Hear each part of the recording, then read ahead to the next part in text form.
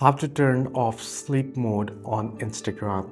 Hello everyone, welcome back into the channel. In this video today, I'll guide you through the steps on how you can turn off sleep mode on Instagram.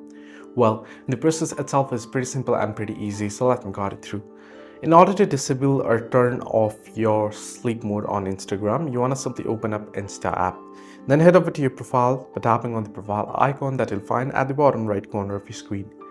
Here now, head over to the hamburger icon at the top right corner, and under it you'll find the option that says time management here a bit below. So you want to tap on time management and you can see sleep mode here. Now currently it is turned off. I'll just enable it so it'll look somewhat like this.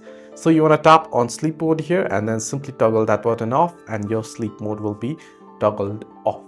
If you want to enable it, you want to simply head over to this option, enable it, and you can choose the start time and end time as well. And you can choose which days do you want it to be enabled on as well. So this is how you can easily turn off sleep mode on Instagram. Hope this video helped you. Do like and subscribe, and do not forget to leave comments down below if you have any further issues as well.